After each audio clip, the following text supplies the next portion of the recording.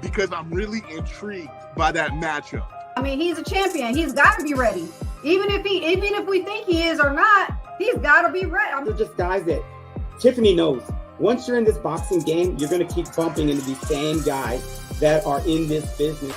But I think that he learned something about himself that night, which I think will carry forward in the future.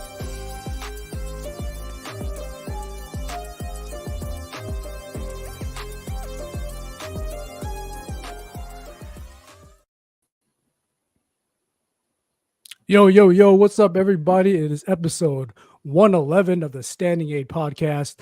I'm Aaron Soria from Los Angeles, and with me, one of my esteemed colleagues, Stephen Ruiz, author of Ringside Global, Kilo_Stevo.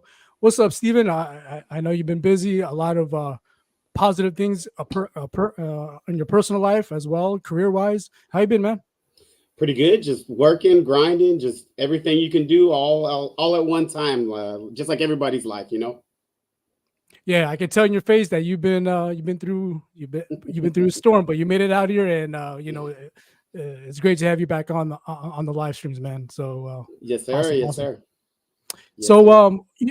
Later in the show we got a very special guest, Ronny Rios. We're all familiar with, but I think it would be fair to say that you of all of us, you have a bigger affinity for him.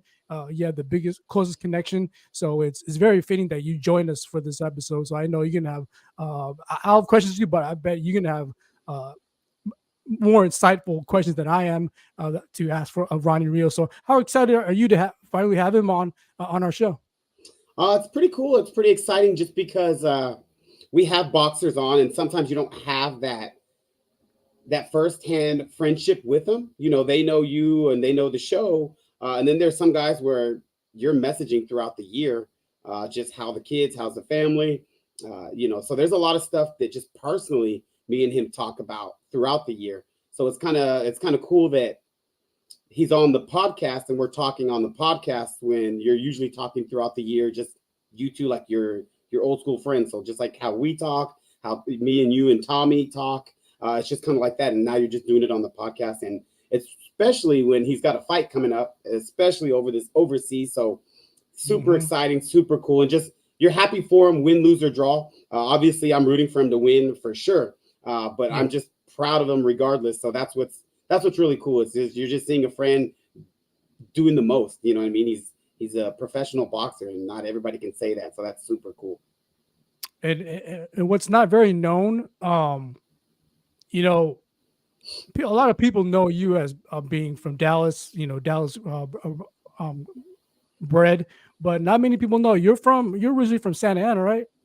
Yeah. So I think that's what's also crazy is I was born in Santa Ana. My father was in the military, so we moved around everywhere, just like military brats do.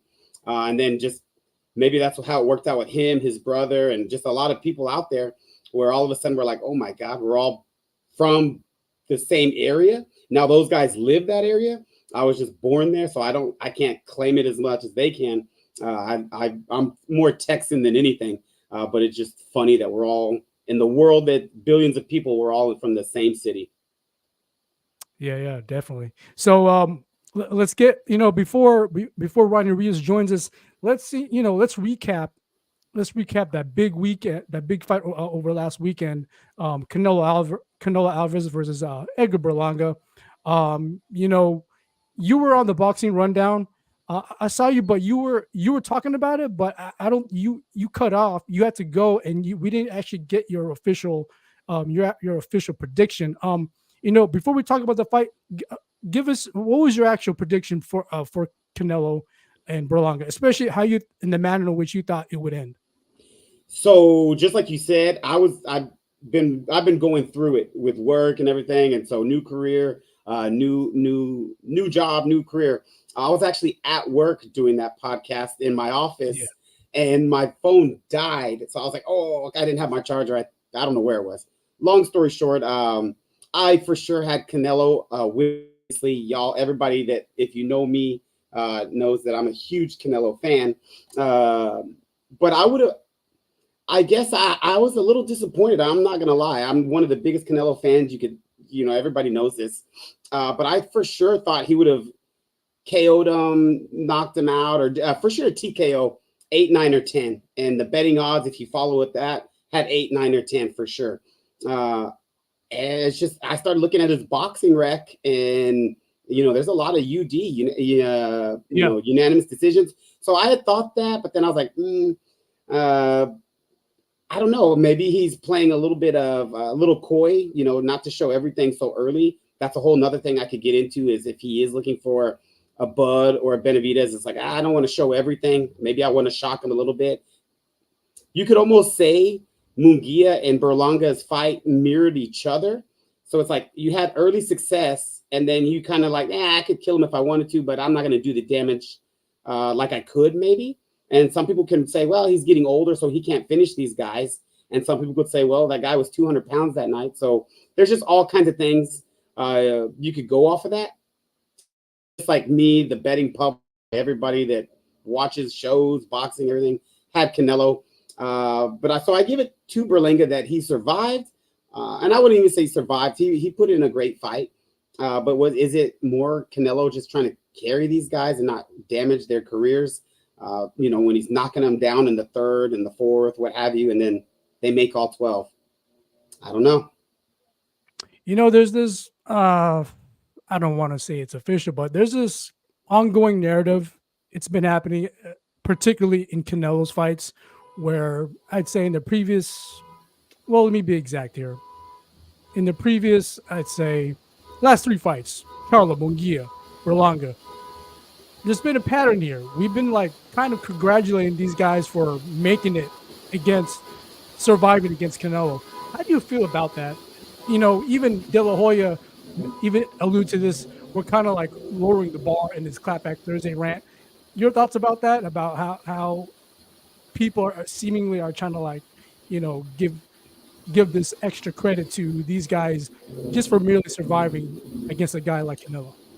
I think you're right. There's a lot of people that are like, you make all 12 with Canelo, that's a win. Kind of like how Rocky did with Apollo Creed. Like, he went the distance, and then going the distance against somebody like an Apollo Creed, obviously fictional, or a Canelo, you're like, nah, that's way better than expected. Nobody gave him a chance. So I think it's, on one hand, it's great. And then on the other hand, it's kind of like NFL, a team wins in the NFL. It's like, well, these football games, winning week to week is not easy. Anybody that's in the ring, that's a professional, these guys are not just pushovers. You know what I mean? Berlanga, rightly so, had a great start to his career with just all the KOs, very similar to Triple G. And then, you have a little bit of turmoil, a little bit of a bumpy road, and then everybody's kind of off you. But it doesn't change the fact that you're a heavy hitter, that you can punch. So it's not going to be a cakewalk. But at the same time, I think that Canelo bar is set real high, like an Inoue, like a Bud Crawford. Mm-hmm. These guys are just at the top of the pound for pound rankings for a reason. So anything short of spectacular, it's kind of like, nah, that's a letdown. Even me, I'm like, he should have knocked him out. But then I'm like, well, is he setting up for a little bit later? Is he not trying to show all his cards so early? So to that point, you could say a little bit disappointing, because as boxing fans, combat fight fans, you want knockouts. You want to see that spectacular Marquez versus Pacquiao, like that guy's out cold. But not every fight is it happening. You have Shakur Stevenson, who's great, and people get pissed off at the way he wins, but he's just constantly winning. In the background there, you've got Andre Ward, right? Andre Ward is a great boxer, but if people say, oh, do I want to watch Andre Ward or a KO specialist, they might choose KO specialist, even though they might not be as accomplished as Andre Ward or a Haney or a Shakur, because not knocking people out. Just like when you watch baseball, I want to see home run singles. Singles win you games too, just like home runs can win you games too. So it just depends on what you value. Oscar, I'll finish with this part. Oscar also said that the fight wasn't going to do 100,000 pay-per-view buys, and it did what? 650 is what the rumor is, which is great in this day and age. So it said $17 million, 650,000 pay-per-view buys. That's tremendous for this matchup. Nobody thought that was going to happen. It just shows you the star power of Canelo, who was going against Turkey, Dana White, De La Hoya, all boxing guys, self-proclaimed boxing guys, all going against Canelo right across the street. And Canelo, it wasn't mentioning them, but you had all these guys mentioning Canelo. I was at a friend's house when we watched the UFC Noche fight, which was really cool. That Sphere in Las Vegas, we saw it when me, you, and Tommy were out there in Vegas for a fight last month for Virgil's fight. It's a very cool venue. But they panned on Turkey and Bud Crawford / Kendrick Lamar, and they're calling out Canelo. And if you look at Canelo's fight, he's not looking at the camera saying, Turkey, Bud, where you at? He does not care. Right. It's just that guy's flying on a wavelength of his own, but it's just everybody knows what they got to do, which is calling out Canelo. If you're, building a pay-per-view, or if you're doing a main event, something like that. Jake Paul, a great person that, promotes his own fights. He's no stranger, no idiot. He was calling out Canelo. I want a Canelo fight. And does he? Probably not. But does it move the needle for him in his own right? Sure. So why not? And that's what everybody's doing. Great thoughts about that. I agree. Going back to the actual fight, as it pertains to Berlanga, although he was basically, Canelo had the upper hand in virtually every round, he had moments, and when he had those moments, he fought in a way that we didn't see him fight against previous opponents, which leads me to believe that he was kind of revealing himself, that he was kind of like giving us a preview of what he can become. And I think some of that with Munguia too. My question to you is, going forward for Berlanga and Munguia, post Canelo, do you envision them very soon of them being very different fighters now after they have went through Canelo? Or do you think it'll take a couple more fights before you see them become a different version of themselves, so to speak? I like that you brought that up because, again, we can take it back full. Right? Look at the fighter Canelo was before he fought Floyd, right?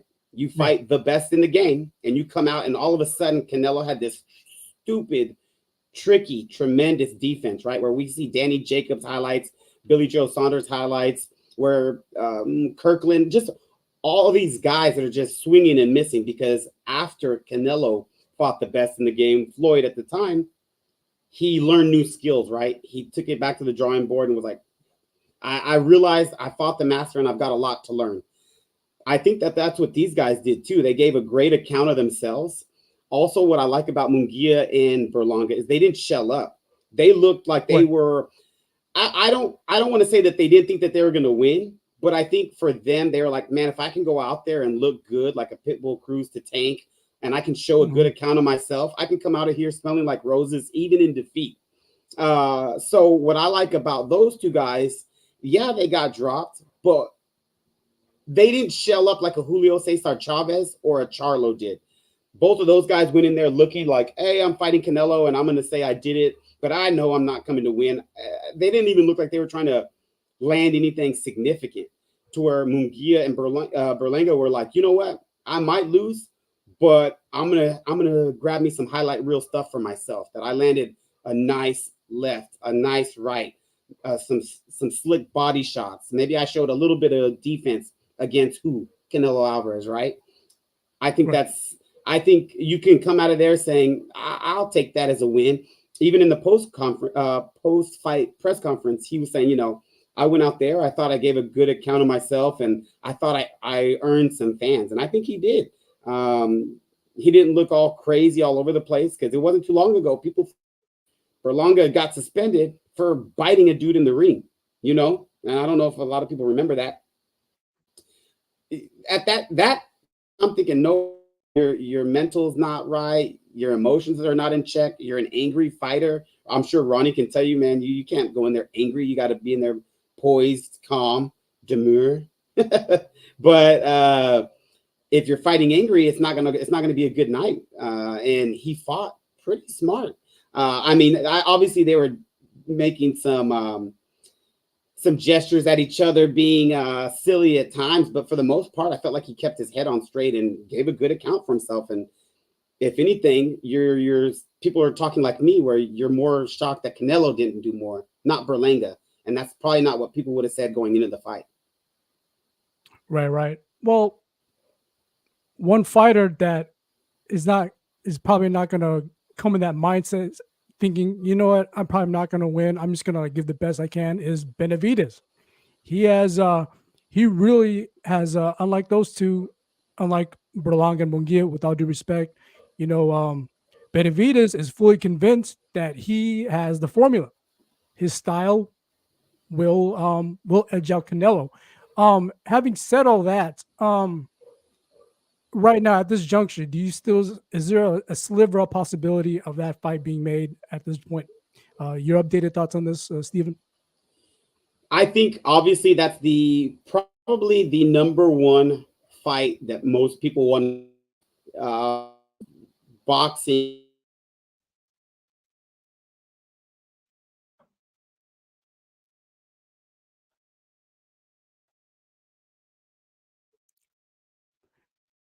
You know what? Let me have Stephen. Everybody wants to see that. There you Steven? go. You there? Yo. Yeah, you want to go ahead, rewind that back from the first. Okay. First one. Go ahead. I think everybody wants to see that fight, from hardcore fans to casual fans. But I think we gotta assess what we say. So a lot of people are saying, Canelo's on the decline. He needs to retire. He looks, like he's gassed. He doesn't look like he's putting those guys away. Okay, fine. So Canelo, then if that's where you're going, then Canelo's going to pick and choose his last couple fights, which would probably be big money fights, maybe a Bud Crawford or somebody else, right? At the same time, then people will say, well, he needs to fight Benavidez to show he's the true number one boxing pound for pound on the rankings. But that's always been, right now, it's been Inoue and Bud for that. Right. Yeah. But then it's been Inoue and Bud, right? Where Canelo's been like fourth, because you have Inoue, Bud, Usyk, then Canelo, or maybe even Bivol above him, right? So it's like, well, you know which one you want, because you can't be old and needing to retire and let him do what Floyd did when he fought Robert and Andre Berto, his real fights, right? He wasn't fighting the number one guys in the pound for pound, fighting Andre Berto and Robert Guerrero, and they're like, well, he's the face of boxing, he can do that. So when Canelo does it, it's he's ducking Benavidez, you know what I mean? But he was also ducking Triple G forever, and then fought him 3 times. So there's a lot of, you're danged if you do, danged if you don't. And he said it in his, I fight guys, they say they're too old. I fight young, too young. So, but I think it would be a great fight, especially if he is that guy who needs to fight Benavidez and wins, which he very well, then it's on the torch to where he could be that next guy. But at the same time, what is Benavidez doing that makes him so scary on his last fight? You know what I mean? Just like we say, the bar set so high for these guys. Everybody thinks that Benavidez is the boogeyman, but he didn't look too great his last fight. So you never know. Right. So I guess I'm arguing, I'm being on the opposite side of the coin. Let's say at this point, Canelo retires, right? And I agree with you. Canelo doesn't have anything to prove anymore. His resume right now is legit as it stands. But the more he stays in the game, I mean, there's not much guys left in the ilk of your Berlangas and Munguias. You know, those stars in the uprise that had that zero and that Canelo took away from. There's not many more of those type of fighters left. So you know, Canelo, he's being bottlenecked between two choices, obviously. Putting Crawford aside, he has to choose Benavidez and possibly a rematch with Bivol, assuming Bivol does what he does against Better Beef. So it's like, you know, I get your point as far as you know, what has Benavidez done as far as justifying his shot with Canelo, but at the same time, Canelo, he has to eventually seriously entertain that type of fight, as well as a Bivol type of fight, because those other type of fighters that he just fought, like Berlanga, Munguia, peers of those guys of similar, there's not many options left for Canelo to go that route. So that's just my two thoughts on that. No, I mean it's valid, and it's a lot of people's thoughts. The only thing that I say now, I somewhat agree with and somewhat don't. So it depends on what side of the coin you're on. What is Benavidez bringing to him at 175? Because does Benavidez have any belts at 175? No. Did he have any belts at 168? No. He lost them himself. He took himself off the path to undisputed, right? And none of those guys were trying to be the first in history to be undisputed at 168. So Benavidez loses his belt 2 times. Canelo fights in there. Canelo goes up in weight to 168, becomes the first guy undisputed, fights like 3 times in a year. Unheard of, because in this boxing era where these guys are not doing that, takes them all out, and then all of a sudden now he's ducking Benavidez, right? Okay. And now we find out that Benavidez has just kind of been weight bullying himself, all the guys at 168. Now his body made the choice for him to go to 175. And now he's got to fight guys like Bivol and Beterbiev, who also not fair to Canelo. Canelo fights Bivol before Bivol and Beterbiev fight, and they've been champions in that same damn division for 7 years. But not everybody's as boxing enthusiasts like us, our listeners. Where was the clamor for that fight? They're both champions. They're both undefeated. These guys are not fighting each other, but they're willing to fight Canelo, right? But we're not stupid. We know that there's money involved. So which one would you choose? Fight a real monster at 178 that's my equal, as we think, as everybody thinks, or fight a guy that's not really a 168 pounder that's coming up for the most I can in my boxing career. I know which one I choose for sure myself. And now that they're going to do it, we're going to find out who's I don't want to say the pretender, because they're both champions, but obviously there's a better one, just like Spence and Bud, right? Oh, it's 50-50 till they fight. And then we found out it wasn't 50-50. So that's going to be the same thing with Beterbiev and Bivol, right? So we're going to find out one of them for sure knew that they couldn't take that heat, and they held out as long as possible. And if it's Bivol, then he was smart by getting his Canelo fights in. And if it's Beterbiev, then it's going to be like, well, that's why nobody wants to fight me. Yeah, and I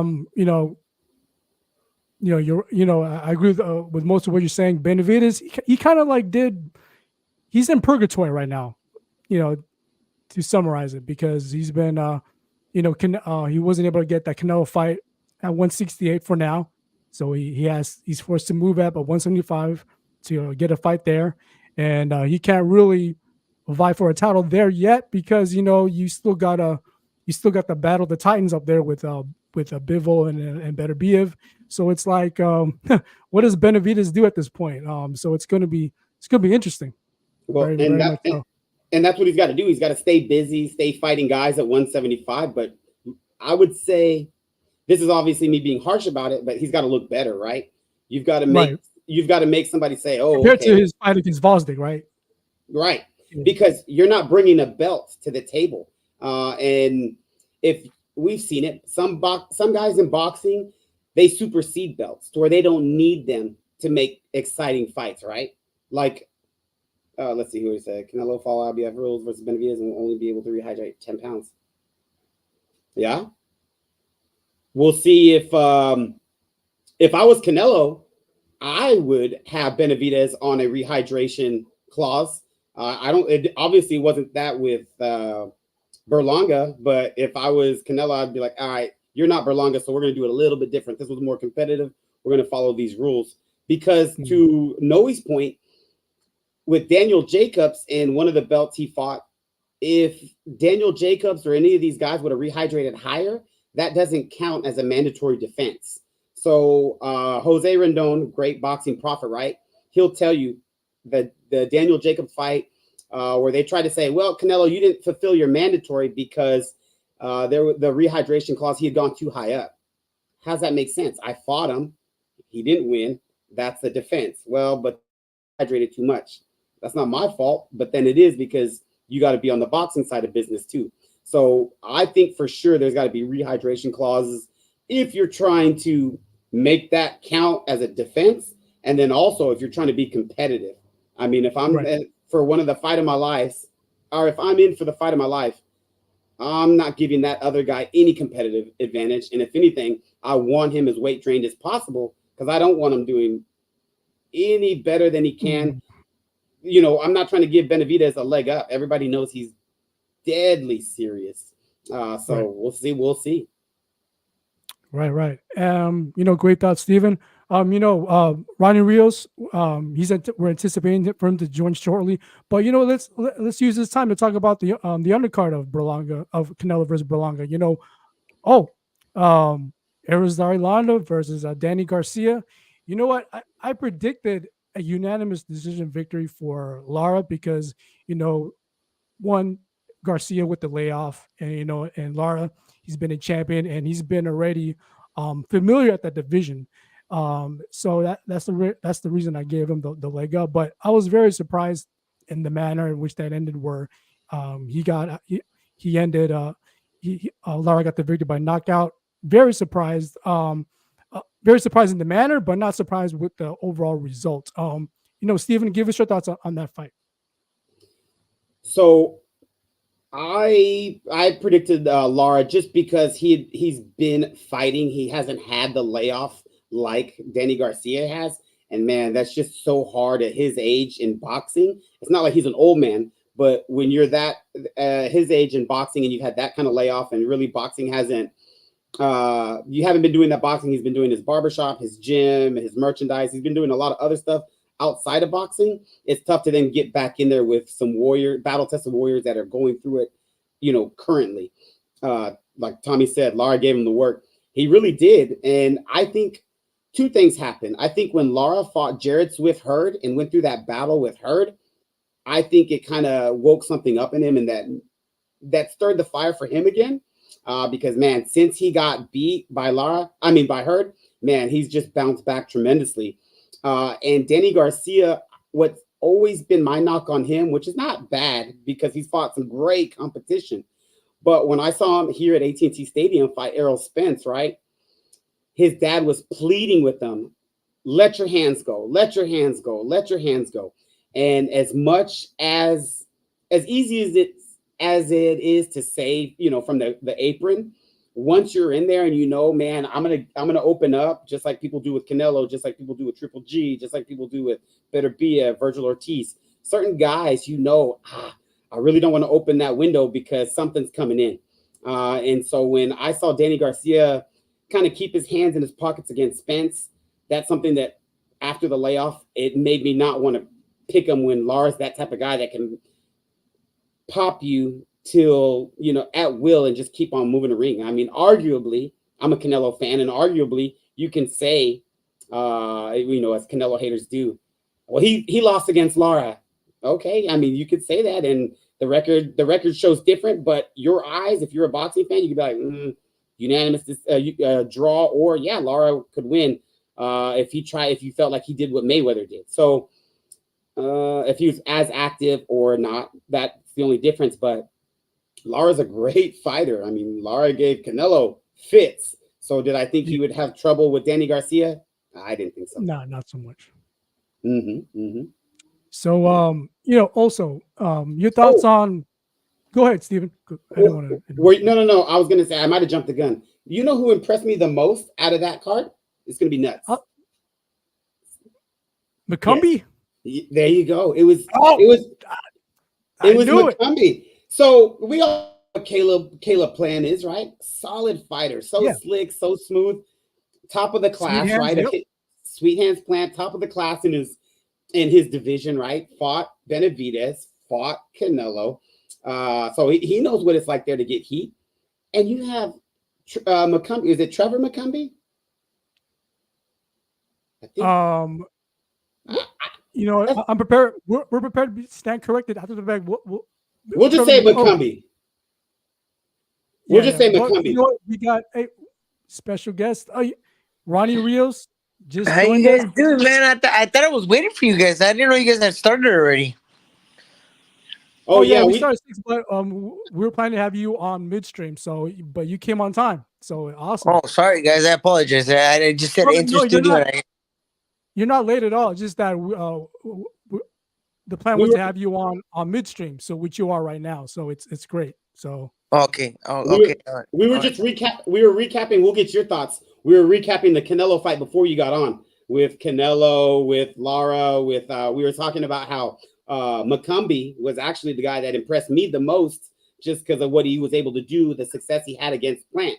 We knew what Canelo was going to do. We knew, pretty much Lara was probably going to be look very good against a laid off Danny Garcia, who had that big layoff. But I guess for me, the surprise of the night was the success that McCumbee had. That's what we were just talking about. Yeah. I mean, I did think it was impressive, but me as a fighter looking in, I would have to give that performance to Lara just because. Yeah, I know Danny Garcia had 2 years off, but Danny Garcia, he's still such a good quality opponent. And also too, you also got to take in mind is Lara's age too. He is older than Danny Garcia by a lot too. So, my hat goes off to Lara. So I would have to say I'm kind of leaning more towards Lara on this one. That's what's up. Hey, I had to. I saw that, man. I saw that. I was like, damn, that's an old shirt. I had to pull it out. I wear it to the gym. You already know that. Yeah, you see it. But I was like, oh, I got the perfect shirt for tonight. Oh man, that's so cool, man. How many episodes do you guys do a month? I think it just depends on our schedules. On average, 2 a month. 2 months? Okay. Damn, that's cool, man. That's cool. And what do you guys as far as like I know you guys talk about fighters, but what are you guys' favorite topics about fighters? I think we like to go a lot with how the landscape of boxing. So we'll give a lot of what's going on at the time, but then we all have our favorite fighters because we're based all over. So we've got Cali guys, New York guys, Texas guys, Ohio young lady. So we're kind of all over the map. So we kind of give our perspectives from our areas, if that makes sense. No, yeah, for sure. Hey, and okay, if you guys had to vote your top 5 pound for pound fighters, who would you guys vote? Well, okay. First off, let's introduce you.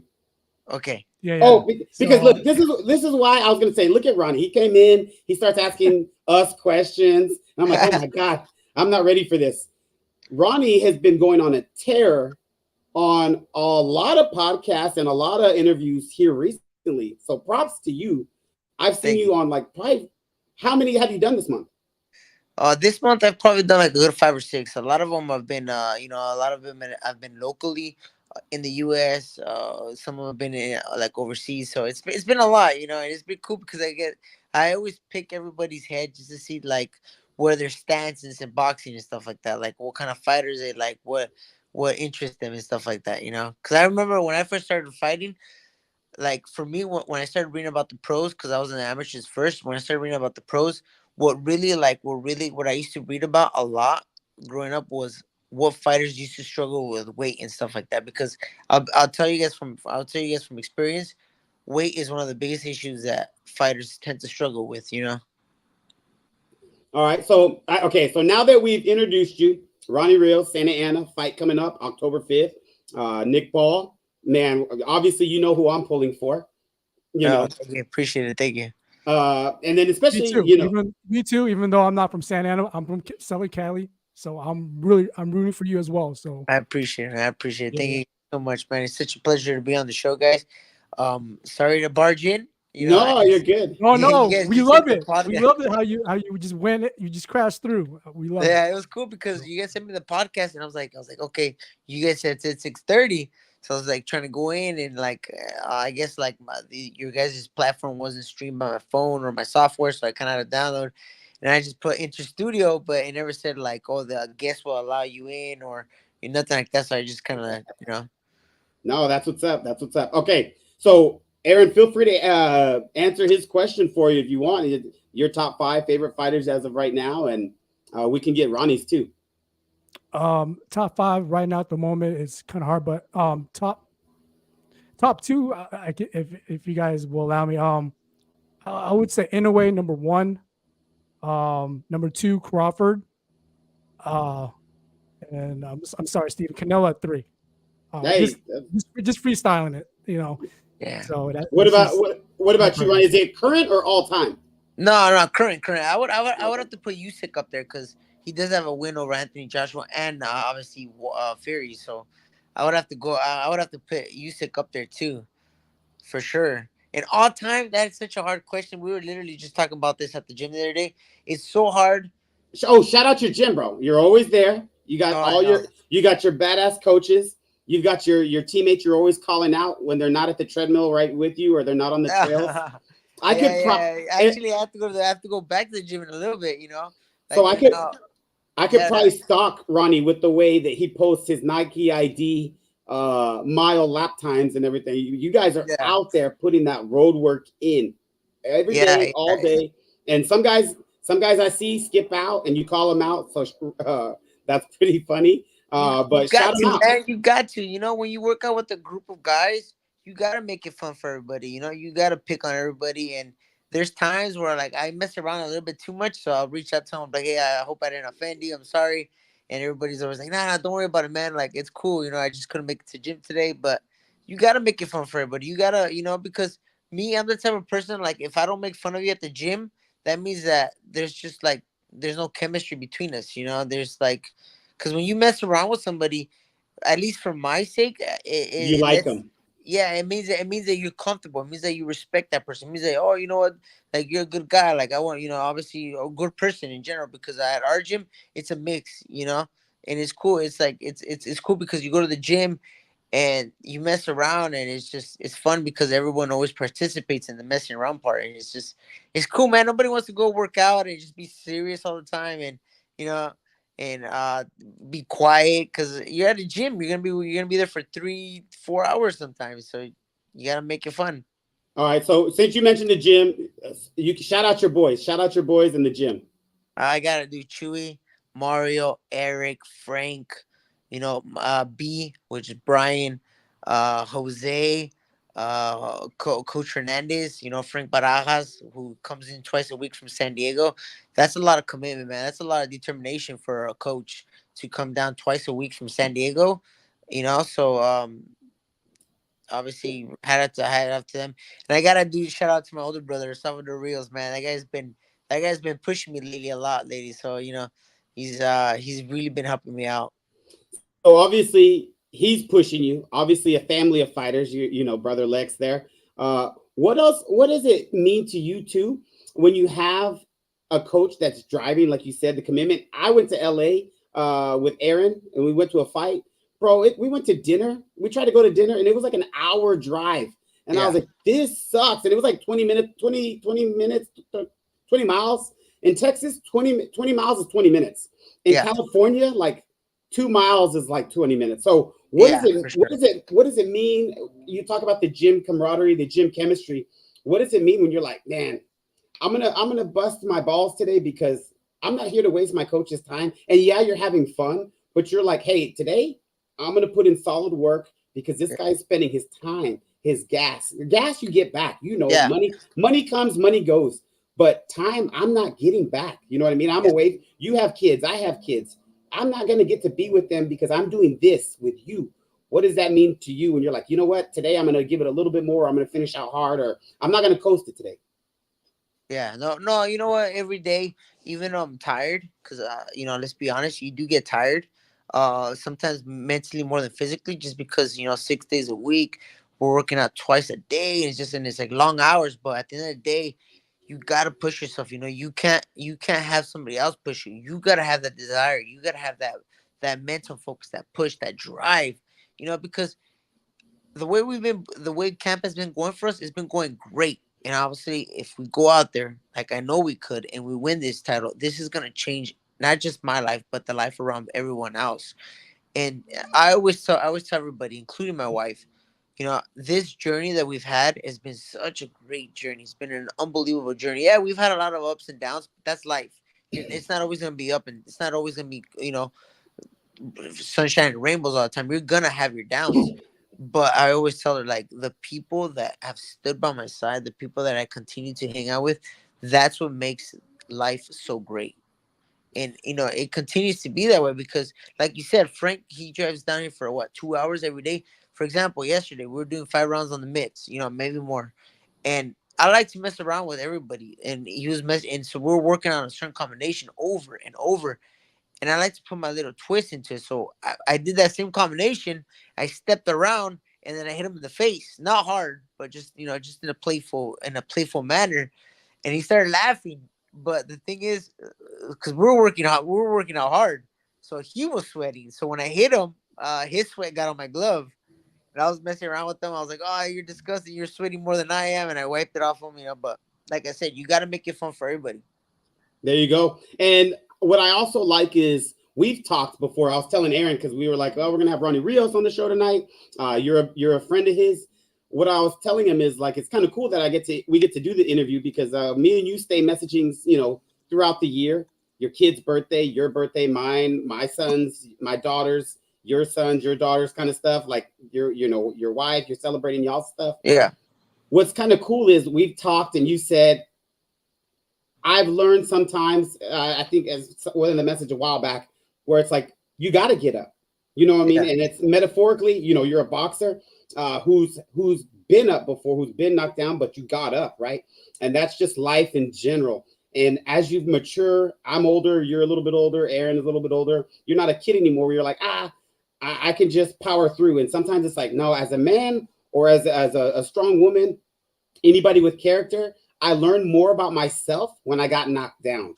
yeah, Everybody's good when you're winning, yeah, undefeated. But what is it like in the locker room with you, with everybody? I'm not saying with you specifically, but it's like, what's going on in the mind when I'm in the locker room now by myself or with my wife or with my team and we lost? yeah, Am I that guy that I say I am now that my character's being tested? So that's kind of what I've always respected about you is because you don't sugarcoat it. Hey, some things are not going to go your way, but yeah, that's what makes this journey so sweet to remember, hey, I was just here and now I'm here. yeah, That's what I've always respected about you because we've said that before in messages like it's just about getting up.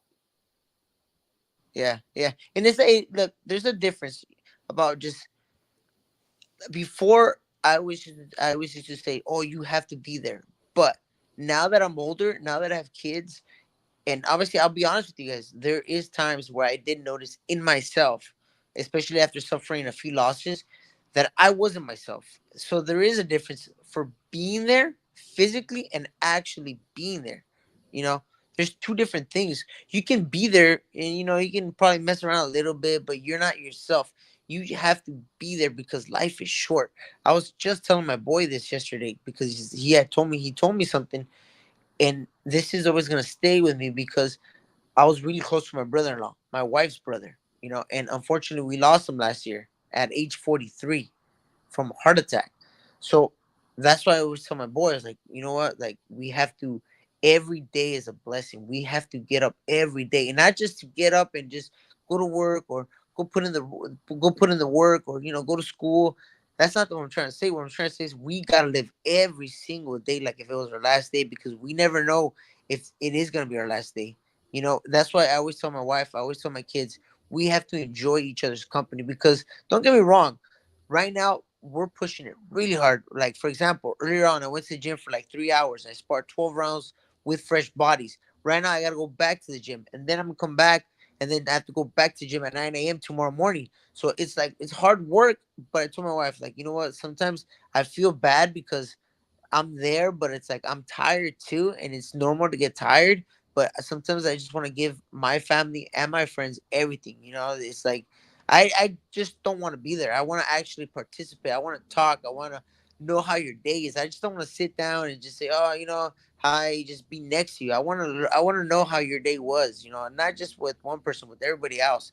That's why I always ask people, oh, how's your day? Oh, I always ask questions because I'm genuine interested, and like what your thoughts are. And like I always tell people, you look, man, you don't have to be a fighter. You don't have to be an actor. You don't have to be anything. If let's just say you have a normal job, I'm gonna ask you about your day. I'm gonna ask you what you do. I'm gonna ask you your favorite things because that's just the person in me. I like to get to know somebody, you know. We saw it when you came right in and started asking us what's up. But while I like that, I'll let Aaron talk too, but I'm just piggybacking off what you're saying. One, again, sorry to your family about, for the loss, because anytime a family has a loss, it can make you closer, but it's sad because it makes you realize, like, my time on this earth isn't promised. You know what I mean? I do my best, and I know you do your best because we're both dads, and everybody that's not even a dad, but you do your best because you're like, if I was to go tomorrow, did I leave my son, did I leave my daughter with enough to say, hey, my dad or my mother was a good person, and Yeah, that's what I aspire to be. And that's what you're doing, right? That's yeah, what's really cool. And then that you ask people, because what happens, man, people could go weeks, months, years with anybody even saying, hey, man, how's your day? yeah, Do yeah, you know what that does to somebody that maybe doesn't have everybody like you have, like Aaron has, like I have, where you have family that cares about you, right? That somebody's like, oh my God, you asked me about how my day was, dude. I just worked yeah, the window here at Wendy's, but man, thanks. And yeah, you could have just turned everything around for them. It just in that simple little question. So big shout out for that. Always making sure that everybody feels loved. One thing I want to touch on too, because you said it, you give love to your wife. Shout out, because like you said, I mean, you're not leaving your kids by yourself. You're not doing all these things by yourself. It's a team effort. So your main partner right there. You might think your main sparring partner is the guys in the gym, but sometimes it's your lady who's like, all right, I'm gonna hold it down while you're at the gym this morning. yeah, I'm gonna hold it down again when you leave again tonight. I'm gonna hold it down while you're doing this podcast, and you're doing millions of them right now. You know what I mean? Like, what's it like to know, hey, I'm able to do everything I can because my counterpart here, my lady, is taking care of our most precious things that we got. yeah, yeah. What's that like? Give her some love. No, no, for sure. She helps me out a lot. And like I told her the other day, I told my wife the other day, I was like, you know what, babe? I was like, what do you want to do? Because her birthday's coming up on October. I was like, what do you want to do? Like, I want to do something for you too, because like you did say, like, I'm gone a lot, whether it's training, whether it's podcast, whether, for example, on Tuesday, I have to go and drive to the actual studio. So I'm gonna be gone, and I still gotta work out twice a day. We're working out 2 times a day. Sometimes I have to go get like massages, ice baths. I've for this camp, I actually tried something new. Have you guys ever heard of the oxygen chamber? Where it puts oxygen back into your red blood cells. Yeah, yeah. So Right. you're in the tube for about 45 minutes, and it's just giving you 30% more oxygen, so your body can repair itself faster. Nice. I started doing that, and honestly, guys, like that does work. Like the first time I did it, I had a headache because I felt so lighted from all the oxygen that I was getting. But the next 2 days, I just had like a burst of energy. Like I woke up like at 5, 6 in the morning with like, just like a ball of energy, and it does work. And I just continue doing it, and that's one of the things that I also incorporated in this training too, and also to the nutrition. We were just talking about this earlier. The nutrition is very key. You can't. I'm not gonna say I eat like a plant based or anything like that. I do eat like healthy, but I do like we were talking about this earlier. For me, the best carbs to eat when I spar or when I fight pizza and lasagna, hands Nice. down. Pizza and lasagna. And I was just talking to my buddy earlier who we sparred, and I was like, look, dude, everybody can tell you that that's the wrong carbs, that you should be eating this. But I'm telling you from experience, I eat it all the time, and I just, like I said, we've been going 12 different rounds with fresh bodies. We still do a full workout. I still do my road work. As you know, we have kids. We have to wake up 2, 3 times a night sometimes, so that also comes into effect too. So, like I said, man, it doesn't always have to be a like tip top, but obviously, if your mind can help you get through it, I recommend it. Okay, so you went to pizza, but remember, it was show love to your lady. Oh yeah, sorry, man, I'm all over the place. I apologize. I apologize. No, Sorry, man. no, Yeah, no. Hey, you can show your hey, you can say you love pizza more than your wife. It's cool with us, no, man. no, We're here. We're here. no, without a doubt, man. My wife, I know people don't ever talk about this, and people always think, people always think that if you talk about your loved one, your wife, that you're showing weakness. But I'm gonna have to disagree with that. I'm showing love to the person that has helped me.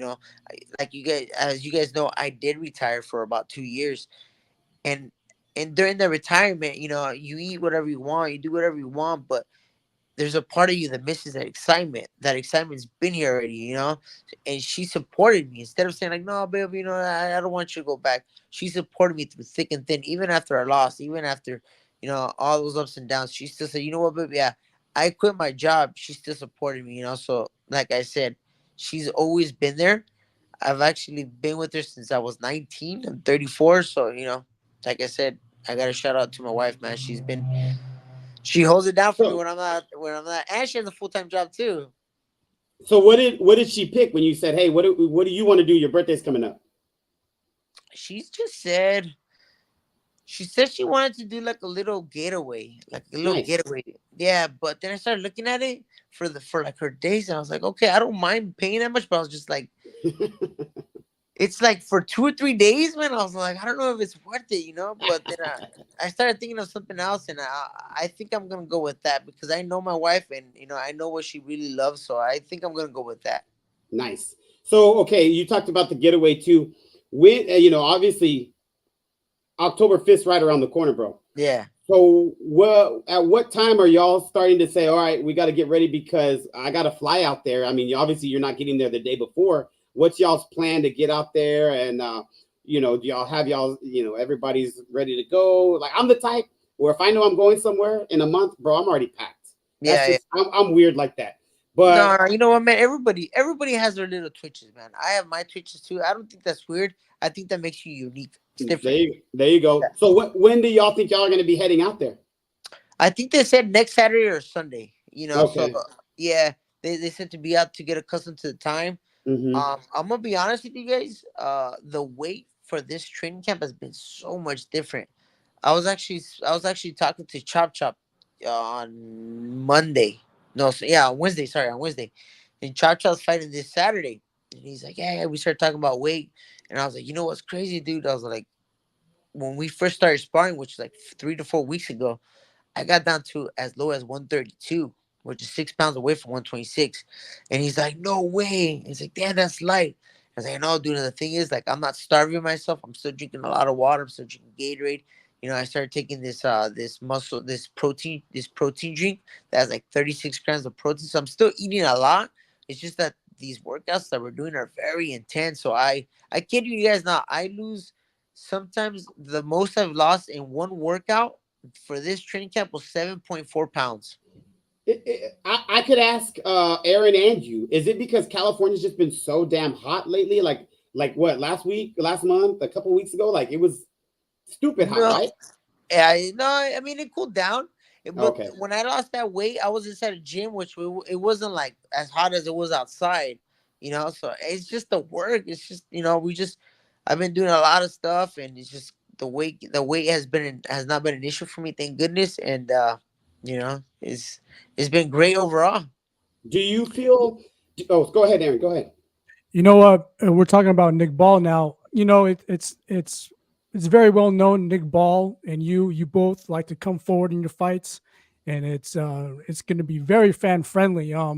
Knowing his style, I'm not asking you to give out your game plan, but in your mind, what do you think you do better than Nick Ball that you think will give you the edge when you're in those close encounters come October 5th? Well, the thing about Nick Ball, he does like to come forward, but that's one of the things that if someone likes to do something, you have to neutralize it. So, like you said, I have two different game plans to go in. It could be an exciting fight, but my goal and my job is to try and win that belt at the end of the night. But I also do want to go. I don't just want to cruise by and run around. That's not my game plan. My game plan is to go out there and win. And we are in his backyard, so I can't let that fight be too close. So No. I gotta do whatever I gotta do. So for sure. And that's something that that's cool that it's already in your mind. Like, I know I'm not just going to get the hometown decision fighting in London. As a veteran, I was going to ask this. Aaron had a great question there.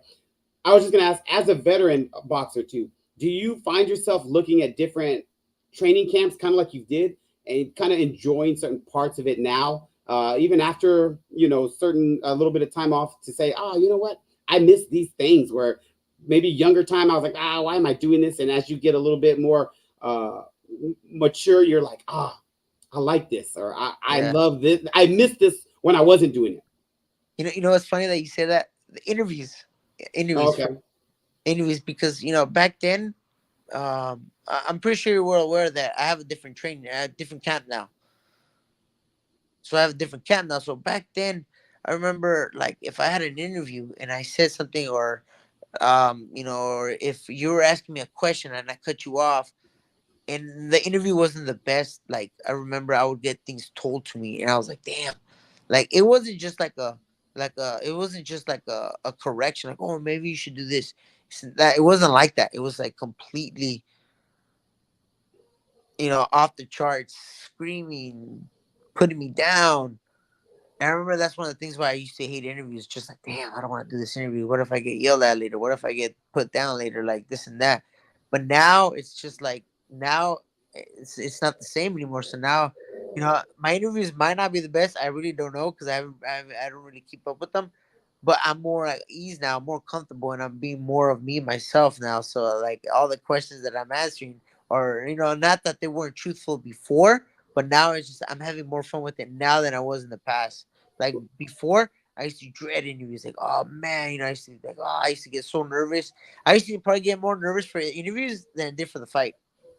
No, and that's valid. I mean, you, like you said, but it's you being you, it's you being unique. But that's what I like about talking to different fighters. Yeah. Just like boxers, bro. If you notice, we haven't asked you. I mean, we're talking about the camp and different stuff, but we're not asking. Just like fighters probably don't like, oh, how's training camp? How you feeling? Boxers hear that all the time. Yeah. I'm over here we're talking about, shout out your wife. Tell me about the boys in your camp. You know what I mean? Like, just trying to get something different, because just like fighters are like, oh, I'm dreading these interviews. Sometimes the same goes on the other foot. Oh my God, I don't want to ask this guy the same question. So be unique, be different. And that's a reason I got into this myself, was actually to start with kids, Golden Gloves, like how you started, amateur, to just like you get to sparring in the gym. I wanted to show them, hey, you got to have sparring with the media, because like you said, I would hate to ask a little youngster, how things going? Oh, we're doing great. This is my game plan. I hurt my hand. My ribs broke. Oh, bro, you can't say these things. I'm overweight by like 20 pounds. You got to, I'm having issues with my promoter. No, bro. Yeah. So that's why I started, which was to help youngsters get the media training. So it's like when you do talk to them, hey, there's some answers that you can give. Just like Aaron said, don't give away your game plan, but how are things going? But that's what I'm saying is, like, that's what comes with sparring. You learn. That's what comes with the media interviews. You learn. So the fact, like you said, hey, at first I dreaded it, but as I did it, I got better. Like if you put me and Aaron in your boxing gym and was like, hey, we're gonna spar, I'd be like, I'm pretty fucking nervous. But as you get through it, as you go through some rounds, you're like, hey, this might not be as bad as I had made it seem in my head. So that's what's kind of cool. It goes with whatever profession you're doing. Yeah. The more you do it, you got to make it fun too for yourself too, because you don't want to sound like a robot, or you don't want to be like, you want to. I mean, me personally, I like to go off like a little bit different, because I remember I did this interview a few months ago, like a month and a half ago. And the guy reached out to me. He's like, okay, he gave me the link just like you guys did. And then we had the interview for like 20, 30 minutes. And then he put the live, he turned off the live button. I remember this like it was yesterday, because he's like, you know what? And he's like, can I tell you something? And I was like, I was like, oh man, he's probably gonna tell me what a terrible interview, right? He's like, can I tell you something? He's like, obviously we were off the air already. I was like, yeah, what's up, man? He's like, can I just tell you, prior to us doing the interview, I was kind of dreading it. And because it's always the same, it's always repetition, it's always the same. He's like, but you're a breath of fresh air. And I was like, oh man, I was like, it meant a lot to me, and like to me, it was just like it felt special, somebody saying that, No, it's for sure. It's because some guys don't give you a lot, and you're not going to tell them that. But I mean, you're thinking it like, just like for you guys, I'm sure there's guys that you've talked to and you're like, are you seriously asking me that question? Or like, oh my God, dude. So it goes both ways. And that's what's kind of cool about it. But just like styles make fights, Yeah. different people, different personalities, they're going to talk and they're going to figure each other out. And then there's like, oh, okay, there's this, there's that. And just like in the ring, you're figuring yourselves out as it's going. So that's pretty cool too. Yeah, yeah, for sure. And that's just life, man. You gotta figure out everything out. You gotta, if something doesn't work, you gotta try something else. And then you can, if that doesn't work, then change up the first game plan. It's all matters. It's all how you mix and match, and stuff like that. So that's what we've been trying to do, and thank goodness it's been working. And we have 2 more weeks from tomorrow before the fight. Is there starting to be like I said, is there going to be? Or I'm sorry, Aaron. Do you have anything right there? I just want to go back to your brief hiatus after your loss to Marajan. You were your family, you're kind of like a team, right? And you're working together. You're always pulling with each other, and that teamwork camaraderie at home.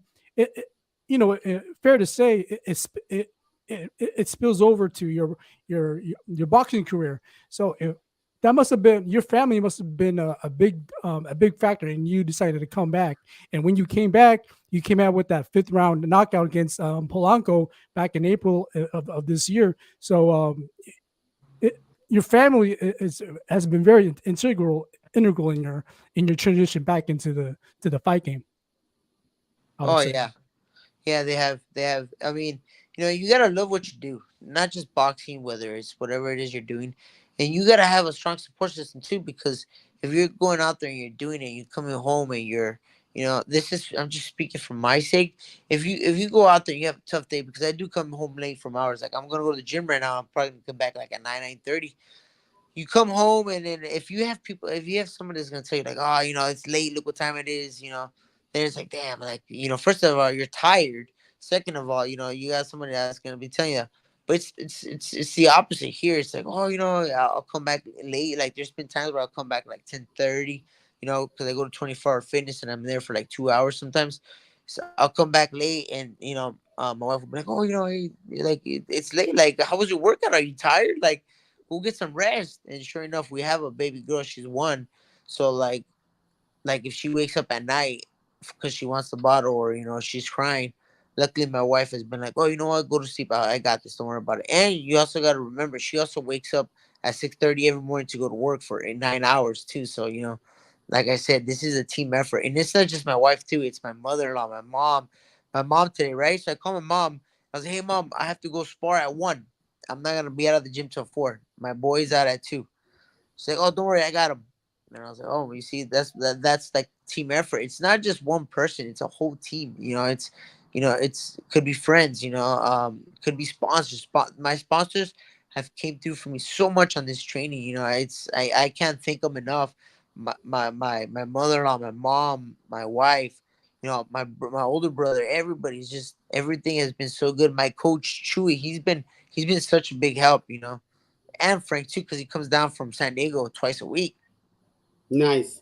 Well, my question was just going to be after Aaron's good, the mindset start to shift closer to? Yeah, it does. It really does. It was funny because I noticed that my everything started shifting yesterday. I was like, okay, like, I like to have fun with it. I like to mess around, which I still do. But in the back of my mind, I still like, I'm like thinking, okay, maybe I should try this. Okay, maybe if that doesn't work, I can do this. Okay, and it's just like, it's just nonstop working.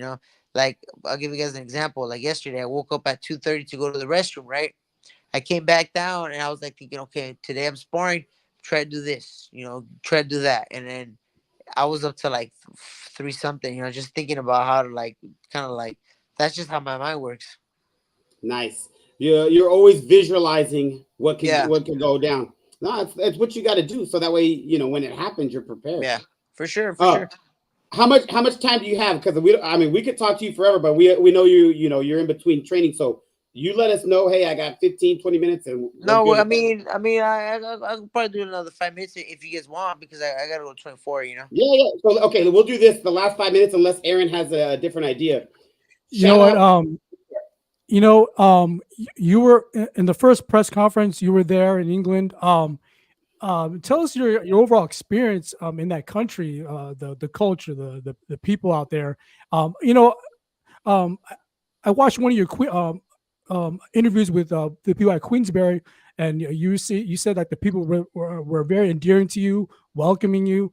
Tell us your overall vibe there in Liverpool, England. Man, the vibe. Have you guys ever been to the UK? I've always dreamt of going to the UK, so that was a dream come true, man. UK was it was amazing. It was beautiful, man. It was, first of all, you saw the streets. It's so beautiful. You could obviously everything there was 100 like so much older than the US, and like it was just beautiful. I was just walking through the city, running through the city. I remember when we first got there, our driver, he's like, "Hey, is this you guys' first time?" And we're like, "Yeah, this is our first time being in the UK. Oh, hey, do you guys mind if I show you guys something?" And I was like, "No." I was like, "Heck no." I was like, "Let's do it." And keep in mind, I had gone like 22 hours without sleeping because of the time change and flying there. And then he took us to like this. It was a pub now, not inside, but on the outside. It was closed. He's like, "You guys see this pub? Like the building itself has been here for 400 years." I was like, "Damn!" And then he took us to like the stadiums. I was blown away, and the people from Queensbury made us feel very welcome. They were very cool. Even Nick Bond and his team, they were real nice too. They were cool. They were very professional. It wasn't like we sat down and they were like, giving us nasty stares or anything. They were cool. Obviously, we were professional. We know we're about to fight, so we're not gonna be best friends either. But it was professional, and the experience was good overall. So I'm looking forward to going back. But at the end of the day, I just want to, accomplish my dream and get this job done. Nice. It's a business You, trip. You're going to Yeah, handle business.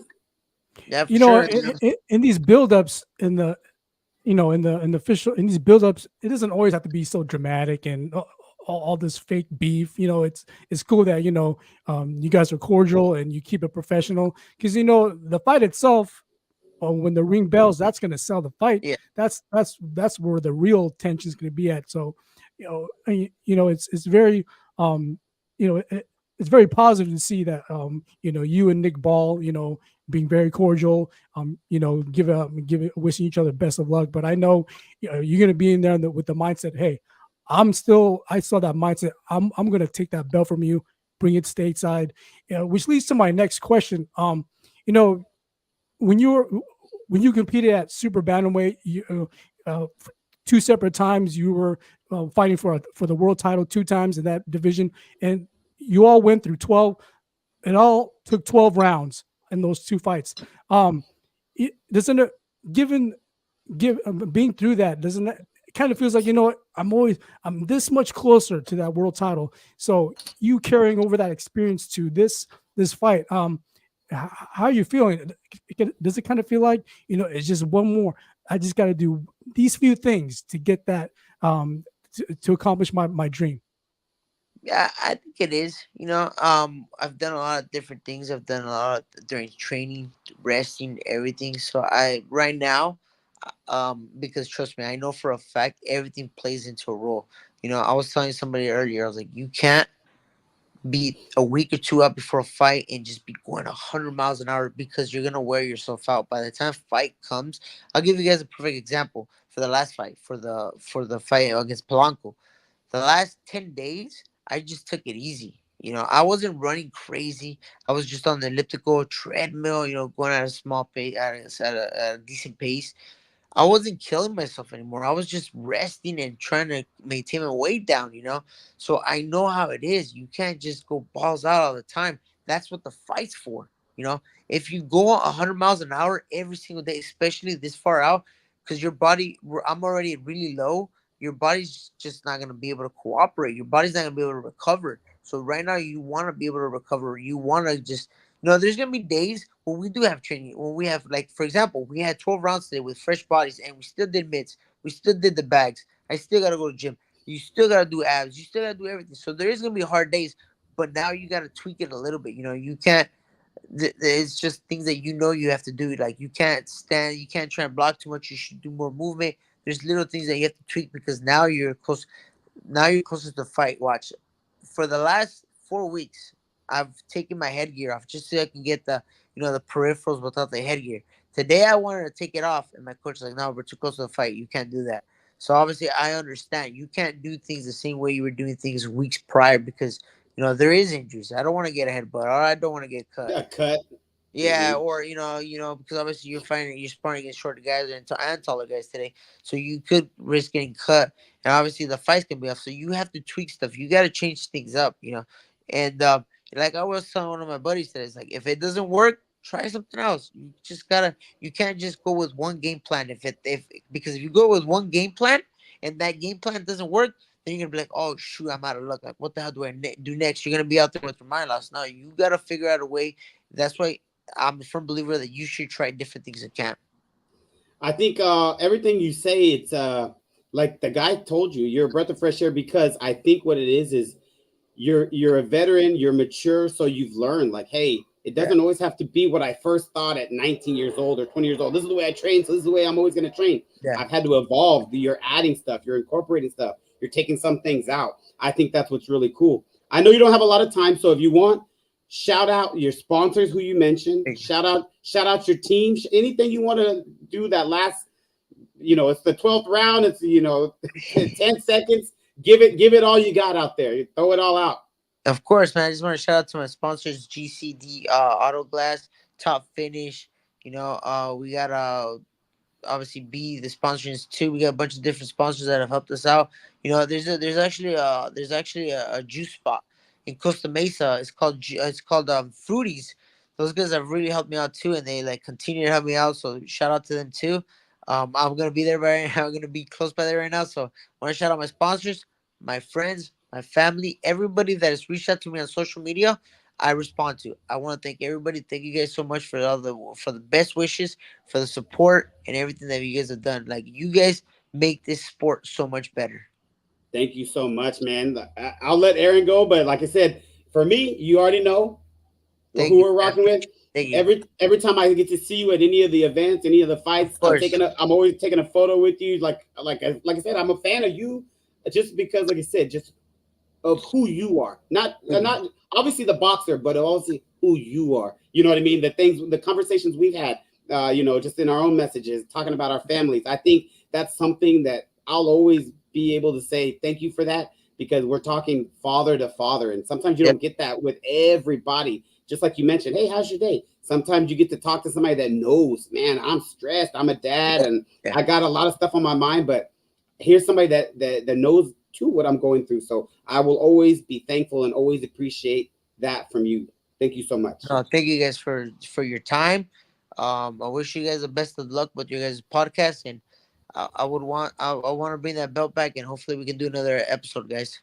Hey, we got one final thought before we end it. I just want to, my final thoughts on you, Ronny Rios. I'm a big fan about, your years into the game. I just love how the way you reinvent yourself, throughout your career. I think that's played a big role in your successes throughout your career. So I'm really a big fan of that. And again, I share the same sentiments with Steven. We're rooting for you. We believe that we believe in you taking that belt, bringing that belt here to America, especially for the people in Santa Ana. So we'll be rooting for you October 5th against Nick Ball. Thank you guys so much. You guys have a nice night, okay? I appreciate you guys' best wishes, and thank you guys for your time. Thank you so much. Yes, sir. Yes, sir. Yes, sir. Mr. Ronny Rios, everybody. You guys have a good night, guys. You too. Thank you. Wow. So that was Ronny Rios, everybody. And before we end the main show, Steven, any last thoughts or any other last minute topic you want to discuss that's on your mind before we end it? Nah, man. I think we did a great job speaking with Ronny just about everything. We hit a lot of topics. We hit his fight game, personal, his what it to do this kind of thing. You kind of get a inside view, right? Where he's like, hey, it's not just me, it's my boxing family, it's my own family, it's the team. There's him being a mature fighter now, where he's not looking at stuff the same way. He's incorporating the oxygen to the to the blood cells there's a lot of stuff that clearly he is showing. I am in this here to win, flying out there to take this from you. And that Oh, let me reconnect them.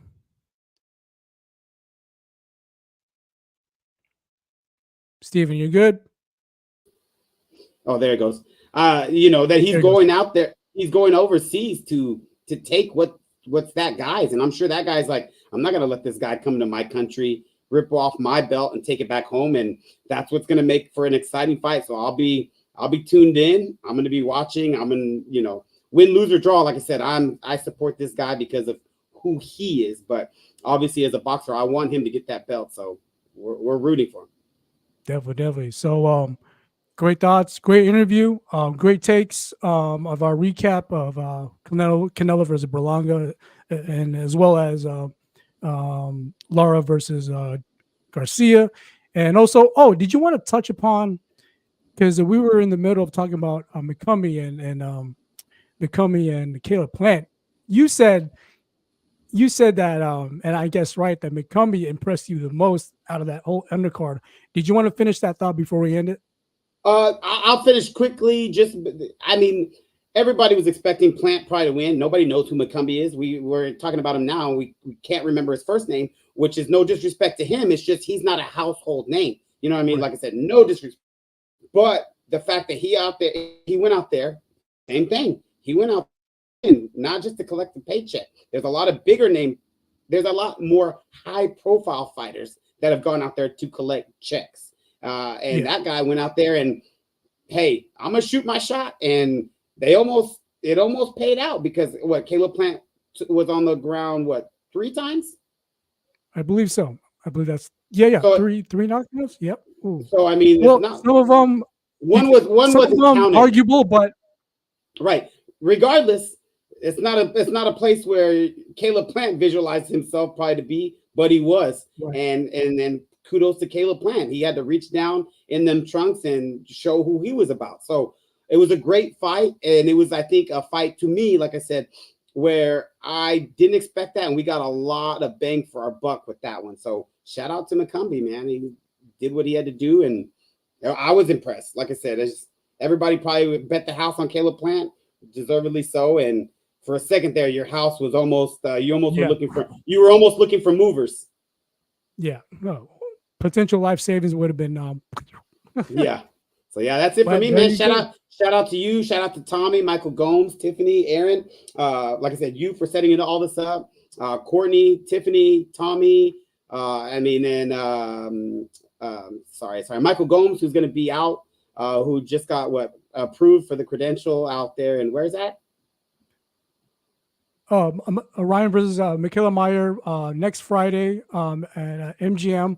He's been approved for the first press conference of Wednesday that week and the weigh-in. The actual fight still pending, but hey, we got Michael Gomes in there, so that's good stuff. And just like us, man, we're going to continue to show up. We're going to continue to do our best, and just hope that everybody does the same. Right on. And I share the same sentiments as far as those shout outs. So, ladies and gentlemen, this is episode 111. We had a shout out to Ronny Rios, rooting for him October 5th in Liverpool, England, against Nick Ball. Potential fight of the year, especially with their styles of them coming at each other. So it's going to be a hell of a fight come October 5th. So that's going to be it for the Stand 8 podcast, episode 111. You guys, ladies and gentlemen, thanks for tuning in, listening in. Everyone, have a safe night. We out. Peace.